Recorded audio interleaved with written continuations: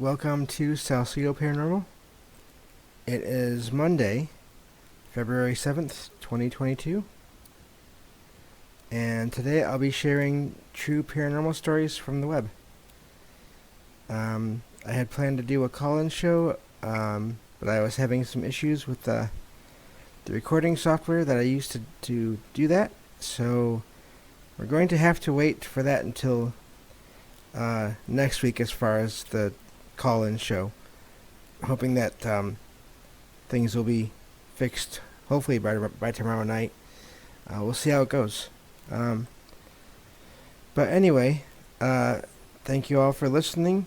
If you ever to find all episodes of the podcast, along with links to social media, ways to donate, and other ways to contact me, you can find all of that at the podcast page, which is salcedoparanormal.podbean.com, and there you can find ways to contact me, whether it's about comments or questions on shows, or topic suggestions for shows, or if you would like to send me a story of one of your experiences, or others' experiences that you trust with the paranormal, or if you want to join me on the show. All the contact information is on the podcast page. So, I guess we'll get right to these stories here. And this may be a little bit of a shorter show because of the way things have gone here, but it should still be interesting. These are... So, I went and looked for stories other than just typical kind of ghost stories. I thought it'd be fun to do something, do some stories of just other strange things in the paranormal. And so these are what I found. So I will just checking in everything one more time. Okay. Alright, I will get started here. Thank you all for listening, whether it's on the podcast feed, or the YouTube videos, or the live streams. I appreciate all of you. So, this first story says, when I was 6 or 7, we moved out to a ranch on the countryside of Texas. Not a lot of people with good income lived out there. Most houses were isolated and surrounded by woods.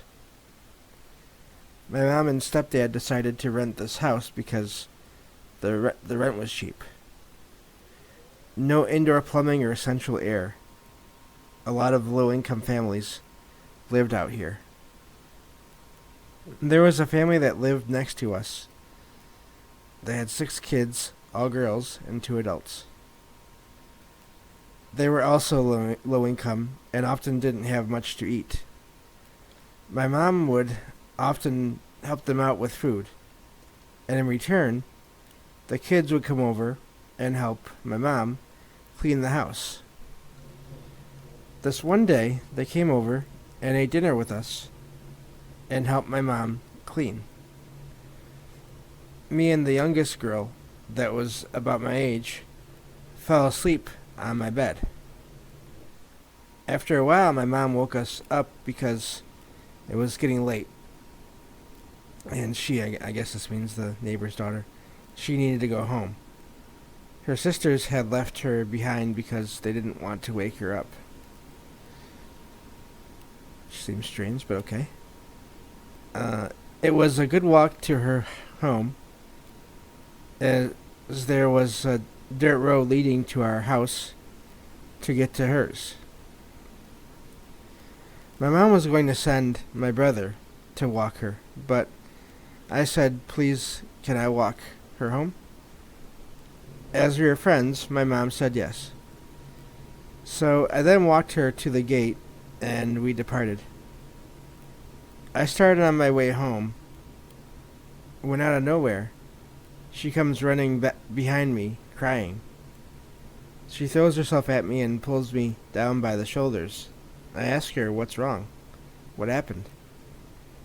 She points up and says, "Look up there. Look." She was pointing up at the top of some abandoned train cars. And what I saw to this day I cannot explain. There were two skeletons walking back and forth. Another one was laying on its side. It had clothes on, too, like a tank top and shorts. The other two were standing up, just walking back and forth behind that one, stopping and waving hi. We looked at each other and ran to my house. I quickly told my mom what we saw. My mom and two brothers and us two went back to look, and they were still there, waving hi at us. We threw rocks at them. Also, that doesn't ever seem like a good idea. But the rocks didn't hit them, just went through them. Either that or we were bad at aiming. After a while, we went home. Never saw them again. To this day, I can't seem to understand or explain how those skeletons are moving. Some will probably say we were hallucinating. But how can 5 people see the same thing? Some have said that it was Halloween props. But no, it was the 90s and I never saw any Halloween props that moved that well during that time. The technology wasn't real yet for that kind of movement. Halloween props like that cost a lot of money, and that family couldn't even afford to eat. Excuse me. So that's an odd one. It may seem like that must just be possibly made up, but I've heard other stories of people over time, different places, and I can't remember any of them. I probably should have looked them up, but I didn't think about it. Yeah, Matt, you're right. That is wild. I've heard stories of people seeing skeletons here and there. Not a lot, but I've heard this over time. So this is not, I don't know, I have a hard time just completely dismissing this. And of course, with all these stories, there's always a chance someone just wrote a story. But if you consider that it could be real, that's a lot of people to see the same thing, like the writer says. And the way the skeletons appear to be waving at the people, that's creepy as well. That kind of indicates maybe that there was some interaction there and intelligence there. So I really have no idea, but that's something I may have to look into for an episode. That could be interesting. Strange skeleton sightings around the world. Seems like it'd be a good Friday show. Maybe I'll do that this Friday. I could do that. Haven't picked that one yet. So, anyway, but yeah, just a really odd story. So I had to share it. So yeah, that's really interesting. I've heard of, like I said, I've heard of this before. People seeing skeletons here and there, so that's why I don't totally dismiss this one. But to each their own. So, let's see here. I'll go on to this next one. And it says, I was 10 years old. My brother and I were the last ones off the bus from school every day. We were nearing my house, which is in the Midwest countryside. Lots of cows and trees and fields. Anyway, about a mile away from my house, I looked out the window and saw an orange blimp in the sky. Standard American football-shaped blimp.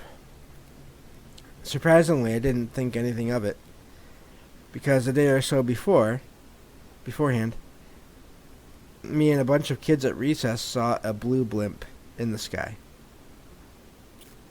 I watched it and thought it was cool to see a blimp this far outside of town, especially near my house. After a few seconds, the blimp shifted from a football shape to a star. Literally shrunk before my eyes into a tiny, shiny dot that resembled a star in the night sky. Except it wasn't a star. It was just a blimp a second ago. Not even 2 seconds after it shifted, it launched even further into the sky, shot down to its original height, and then shot completely off into space. It was the most bizarre thing I had ever experienced. I was a quiet kid, but being the last kid on the bus, besides our brother, I shouted about it. And when I got off the bus, I ran to my mother to tell her, like a crazy old man yelling the end times. My mother said I was crazy, naturally, and I never told my dad because Mom shut me down pretty hard and it killed my mood. Fast forward years later, shortly after I turned 22, my dad and I took a short road trip to go pick up a car he bought halfway across the state. We talked about it a lot, and somehow I got on the topic of UFOs. He told me when he was 12 or 13, he and his brothers were playing down by a creek near their house, which, by the way, his old house was only a few miles away from our house. And they saw an orange football-shaped object in the sky. I was absolutely blown away when he said that. My father is skeptical and doesn't believe in this kind of stuff ever. But when I shared my story, he paused and admitted it was very odd to have seen the same exact thing more than 30 years apart. And that one I really don't know. I've never really heard of blimp-shaped UFOs that I know of. But then again, this is not something that I have looked into a lot. But the fact that this one thing that at least the kids saw, well, right, or when they were a kid saw, changed shape like that, and then just eventually shot off into space, that's really interesting. I wonder how much of it was light and how much of it was solid. Maybe they couldn't tell. I don't know, but that is, and then for the dad to have seen something similar. So yeah, very interesting. So this is kind of just the first episode of getting into all the other aspects of the strange and paranormal and supernatural. So, but yes, that's hello, I see you there in chat, Vicky. Thank you for coming. Thank you both for coming. But yeah, so I don't know what to make of that one, but it's the timing and the area, same area, is interesting that they had the same or similar experiences. So, but anyway, I'll get on to this next story here in just a second. I'm gonna add one other thing here to the settings that I need to do. I had it set one way because of the way I was going to do the show originally, but now, there we go. Okay. So, I'll go on to the next story here. And this one says, so this happened on the 31st of January at about 6:50 p.m. It was a crystal clear night, not a cloud in the sky. I was delivering the last of my mail when I heard a plane fly overhead, low overhead. Like normal, I look up to see where it is and watch it fly off. Once it is gone, I am drawn for some reason to look northwest. There I see a low, but not as low as the plane. Bright light slowly moving across the sky. Almost immediately after I start watching it, it not only starts coming in my direction, but the light goes faint, and this fog engulfs it. It starts heading towards me. All the dogs in the area start going crazy. Before it gets too close to me, it slowly and sharply turns and heads southwest. Needless to say, I didn't finish delivering my mail because I flew right back to the post office, put my stuff up, and went straight home. That's an odd one. It makes you wonder what, apparently he didn't care the writer didn't care if they got in trouble with the boss for not finishing their mail route. It affected them that much. So, and hello, Derek. Thank you for joining. But yeah, that's an interesting one. There were even comments in the website that I found that story, and basically saying that they wondered what the boss thought of that the next day.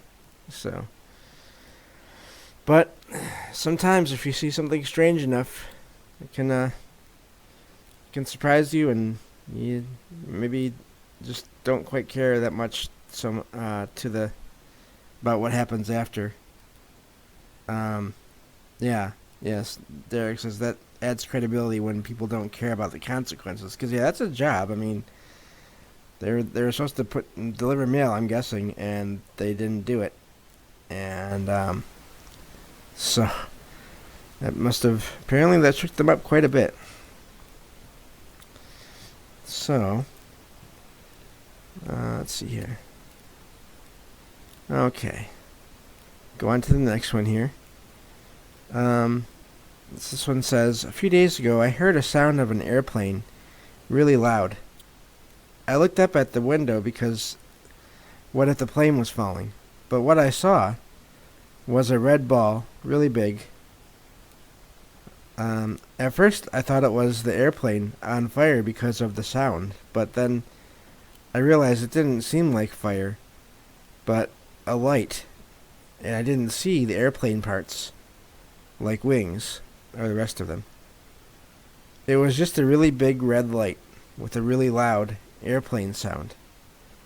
And after a minute or so, it flew fast and kind of clumsy, like it was out of control. It happened at night, about 9 p.m. I searched and asked people if an airplane on fire had landed, but nothing happened. And also nobody saw that light. I don't know if it was a UFO. It wasn't my first guess when I was seeing it. I really thought it was just an airplane, and I just started thinking that maybe it wasn't when it flew really fast and in a weird way. So that's an odd one. I never really heard of I've heard of light spheres, obviously, light-based UFOs. Never heard of one that made the sound of an airplane. I wonder if it was really the sound of an airplane or if it was just a really loud hum, really loud noise. That one is confusing, in a way. But so yeah, I don't know what to make of that one. You hear about lights all the time, and sometimes you hear about sounds, but I'm just wondering if that was the best they could describe it, and oh yeah, that's an interesting idea. Derek, Night Stalker, something, or maybe it was a weird light mixed with those strange rumbles in the sky. That's a good idea. Something coming through a portal. Yeah, that's a good idea. Maybe the strange mystery booms and rumbles that have been heard all around the world. Very odd. So, and it's funny, I found those 3 stories like right one after the other, those last 3. So, but yeah, that's a good idea. That might explain it, possibly. even if he was the only person to hear it, if it was short enough, if it was not going on long enough. And I mean, it could have been something that somehow only he was sensitive enough to pick up, too. Possibly. So, yeah. But, that's interesting. This is why I like doing these shows with people in the at least the text chat room here anyway. Is all the ideas. Because as I always say, I don't know much of anything about any of this stuff, but it's always good to have more than one person to try to figure these things out. So, I got 2 stories left here. And then this one says, when this happened, I didn't know anything about skinwalkers or wendigos or anything like that. I only later theorized this may have been an encounter, after being informed of stories that seemed awfully similar. Here's what happened. I was walking the dog at a local park. It has quite a bit of development around it, like some car dealerships, a few plazas across the street, and so on. It's also located a few miles from the local jail. I've taken the dog there quite a bit over the years, sometimes on a leash, sometimes off. I've encountered some moose at night, but never anything beyond that. As I'm following the path back to the main park, I'm on a divided section that is surrounded by fencing on both sides. The car dealership on one, and their storage on the other. Storage lot, another. This stretches pretty much until there's a clearing half a mile ahead, which is really an empty lot that is fairly large. The fencing on both sides is fairly new, but there is a cutaway section on the south side as you approach the park.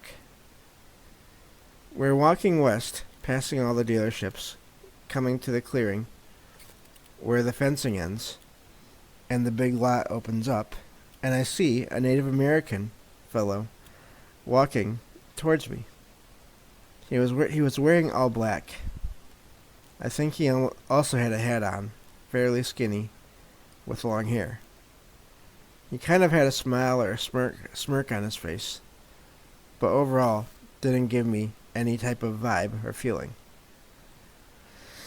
I was actually more concerned that the dog would misbehave since he was still young and prone to be overly friendly with strangers. My dog didn't even react, and we passed each other. At that point, I guess I felt a bit sketchy and just wanted to look back to get a quick glance. I look back and I don't see him. Mind you, it's not even 20 feet from where we had just crossed. I was a bit puzzled since I felt I should have seen him as soon as I looked back. Naturally, this got me curious, so I go back to venture and see if he's crossing the big open lot, but I don't see anyone. I think, okay, maybe he's hopped the fence and is in the car lot, but again, I didn't see anything, and I definitely didn't hear anything or any fence rattling. At this point, I figure I'm just bugging out. Excuse me, I can't talk. And he must have slipped out somewhere that I just didn't check. I head back past the open lot and the pretty much... Oh, and then pretty much back to the park. It says the, but I think they mean then. I look back again, and I see a coyote looking right at me. The dog hadn't reacted this entire time, and he's extremely reactive. So I just figured, let's get out of here and sprint a few feet more. And again, I look back, and the coyote hasn't moved, and it's still staring. At this point, a lady on a bike is approaching the coyote's way, and I figure this is a good time to end the walk and depart. Things of note. Coyotes are fairly common in the area, but I had never seen them near the park before. I don't believe I had seen them since either, but it has been a while since I ventured back. I've also encountered coyotes several times with the dog, and he usually doesn't bark at them, react as he would if it was something else. Did I encounter something, or was it just a bunch of random events that I'm adding together? And that is a good question, but that is odd. And so I don't know. It's interesting that this one coyote was staring at the writer. And yes, also Derek says weird that the dog didn't pick anything up. Derek also points out coyotes are classic trickster spirits in a lot of Native American lore and can sometimes be shapeshifters. And what I think is also really interesting about this story is so often these sightings, they're really frightening, or it seems like this whatever this is, or whatever it is that's there, is almost menacing in a way. In a lot of cases, it seems like it anyway. This one, it didn't seem that way. It was definitely, I could definitely say it seemed like it was playing around a little bit, maybe, by disappearing like that. But it's just really interesting how that happened. And I'm just wondering now about the lady on the bike that the writer mentioned, if what they saw. Of course, can't know that, but if they saw the coyote and what they experienced. But yeah, I thought that was a really interesting story.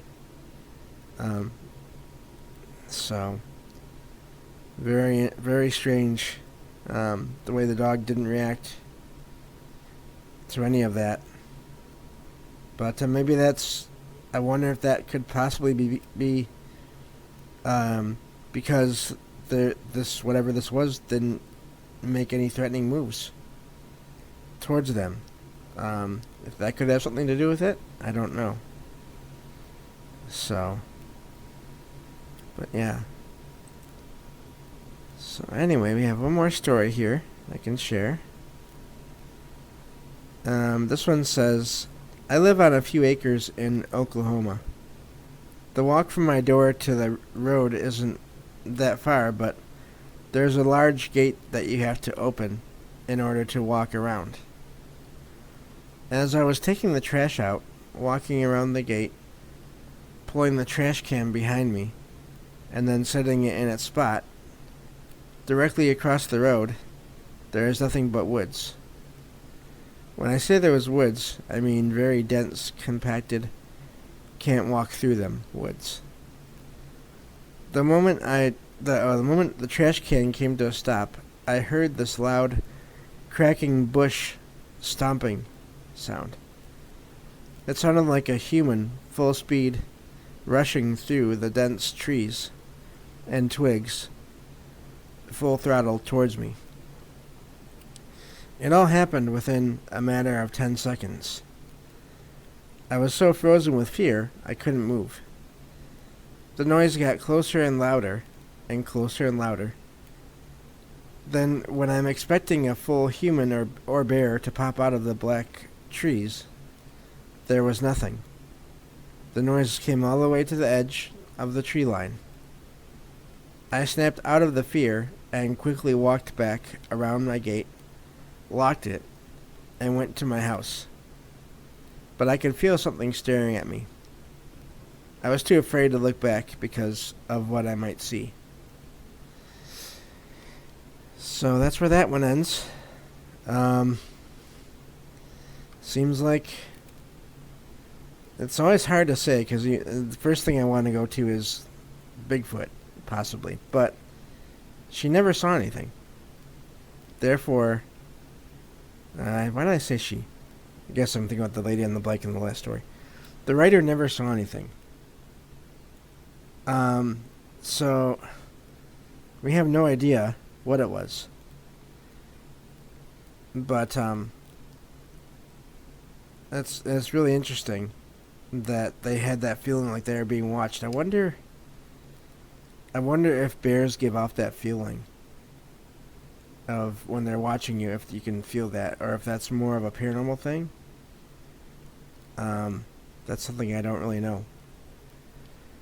So, but I wonder if there's something living in those woods.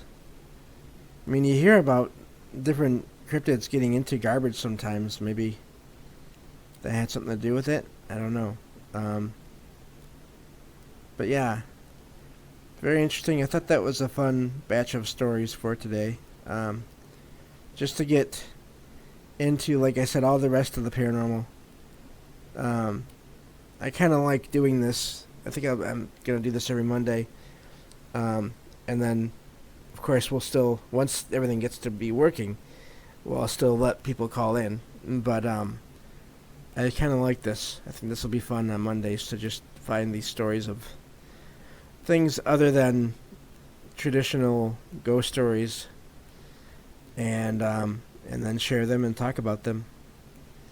So I would love to learn more about all this, much as I can, and I think the best way I've learned so far is just finding stories of experiences. So, yes, explore every corner of weird. Yes, I agree. So, I think that's gonna do it for today. I'm sorry about the lack of the call-in option, but hopefully that will be fixed by next week. And then again for tomorrow night, because I have guests coming up this week. So, but we'll see what happens. So thank you all for being here. Whether it's on the live stream or for the podcast or for the YouTube video. All of that, all the podcast and the YouTube video will come out at some point tomorrow. I'm not going to have time in between this and another show I'm going to be on tonight, Trouble Minds Radio, to get everything uploaded in time. So I'm going to have to just take a little break and get all that stuff posted tomorrow. But so thank you all again, and have a good night, and I'll talk to you all next time on Salcedo Paranormal.